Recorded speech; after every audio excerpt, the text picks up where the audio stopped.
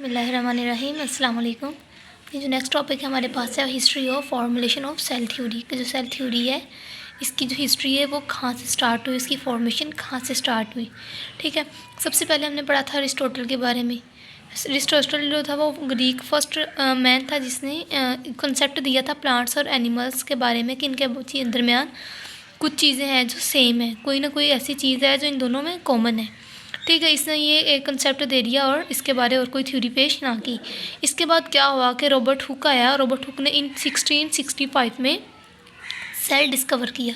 ठीक है, ये पहला वो पर्सन था जिसने रॉबर्ट हुक के जिसने सेल डिस्कवर किया था। ठीक है, इसके पहले हमने रॉबर्ट विटाकर के बारे में पढ़ा, उसने 5 किंगडम क्लासिफिकेशन सिस्टम दिया था। इसके बाद हम रॉबर्ट ब्राउन के बारे में पढ़ेंगे कि उसका क्या रोल है। इसके बाद इसने क्या किया, रॉबर्ट हुक ने 1665 में इसने एक माइक्रोस्कोप बनाई और इसके अंदर एक स्लाइस ऑब्जर्व की कॉर्क मतलब छाल का एक छोटा सा पीस उसने उस अपनी जो सेल्फ मेड माइक्रोस्कोप थी उसमें ऑब्जर्व किया। और उसने क्या देखा, उसने ये देखा कि इसके अंदर हनी कॉम्ब है।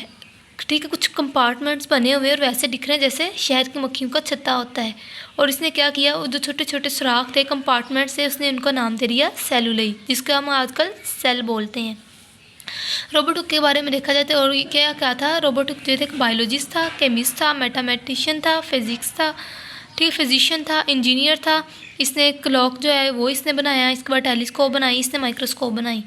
ठीक है, इसके बाद जो नेक्स्ट है वो किसने किया, वो अटोने वैन लीवेनहुक वो आया। इसके बाद इसने क्या किया, इसने first living micro organism discover किया। ठीक है, रॉबर्ट हुक ने तो सेल डिस्कवर किया था फर्स्टली, लेकिन एटोनी वैन लीवेनहुक ने फर्स्ट लिविंग माइक्रो ऑर्गेनिज्म इसने क्या किया, इसने एक पॉन्ड वाटर लिया थोड़ा सा, उसको माइक्रोस्कोप के अंदर ऑब्जर्व किया और इसने देखा कि कोई चीज़ है जो इसके अंदर छोटी सी मूवमेंट उसमें हो रही है। तो उसने इसको क्या नेम दिया, उसने इसे एनिमोक्लस का नेम दे दिया। ठीक है, वो फर्स्ट माइक्रो ऑर्गेनिज्म था जिसने माइक्रोस्कोप के अंदर स्टडी किया था। इसके बाद क्या हुआ कि ऑलमोस्ट 150 ईयर्स तक इसके ऊपर कोई भी काम ना किया गया। ठीक है, सारी साइंस जो है वो खामोश हो गई, ये आगे ना बढ़ी। लेकिन आफ्टर 150 ईयर्स इसके ऊपर दोबारा साइंटिस्ट ने काम करना स्टार्ट कर दिया।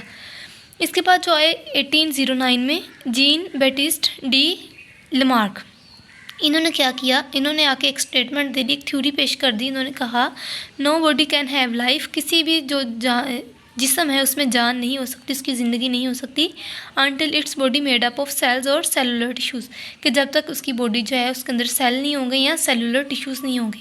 इसने ये एक थ्योरी दे दी और इसके बाद इसने भी अपना काम बंद कर दिया। इसके बाद जो नेक्स्ट है हमारे पास वो आए इन 1831 में रॉबर्ट ब्राउन। पहले हमने रॉबर्ट हुक के बारे में पीछे पढ़ा, उन्होंने सेल जो है वो डिस्कवर किया था। लेकिन जो रॉबर्ट ब्राउन है ये ब्रिटिश बोटैनिस्ट है, इन्होंने न्यूक्लियर सेल के अंदर डिस्कवर किया। ठीक है, जो रॉबर्ट हुक थे उन्होंने सेल जो है वो डिस्कवर किया, लेकिन जो रॉबर्ट ब्राउन थे इन्होंने सेल के अंदर न्यूक्लियस जो है उसको डिस्कवर किया।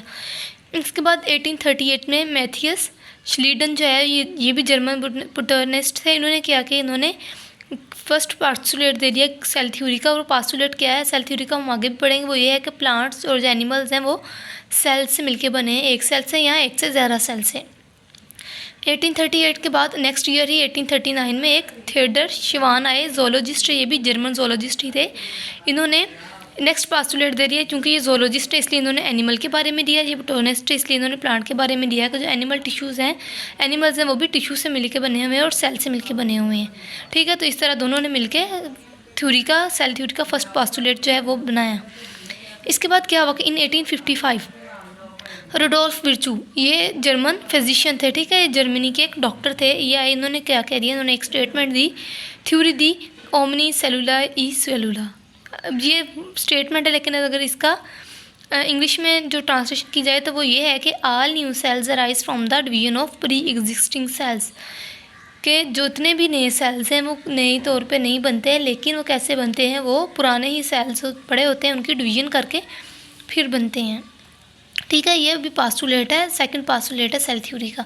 इसका मतलब है कि जो रुडोल्फ विर्चू थे इन्होंने सेकंड पास्टुलेट दिया सेल थ्योरी का। इसके बाद 1862 में लेविस पास्चर हमने पास्चराइजेशन की टेक्निक्स भी पढ़ेंगे। जो पास्चराइजेशन की टेक्निक है, जो मिल्क है उसको बैक्टीरिया से साफ़ करने के लिए बॉईल करके जो हम साफ़ कर लेते हैं, तो वो भी पास्चर ने दी थी। लेकिन पास्चर ने यहाँ पे सेल में क्या सेल थ्योरी में प्ले किया अपना रोल। इन्होंने प्रूव किया जो इसने बोला था ओमनी सेलुला ई सेलुला, इसने इसको अपने एक्सपेरिमेंट से प्रूव कर दिया। ठीक है, नेक्स्ट हमारे पास पोस्टुलेट्स ऑफ सेल थ्योरी। तो हमारे पास 3 पोस्टुलेट है सेल थ्योरी के। फर्स्ट जो हमने पढ़ते हैं are living organisms made up one of more cells. ठीक है, जो मैथियस ने और थियोडर शिवान ने दिया था कि जो सेल्स हैं, एनिमल्स या प्लांट्स हैं, वो सेल से मिलकर बने हैं। सेकंड पोस्टुलेट है cells are smallest living things the basic unit of organization of all organism. जो हम शुरू से पढ़ते आ रहे हैं, cell is the basic functional and structural unit of living organism. और थर्ड पोस्टुलेट है cells arise only by that vision of previously existing cells, जो रुडोल्फ विर्चू ने 1855 में अपनी एक थ्योरी दी थी, omnis cellula e cellula. Third postulate ये है हमारे पास।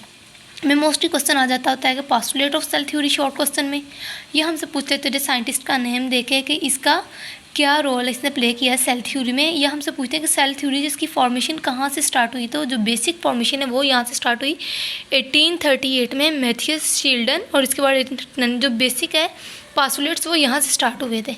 ठीक है,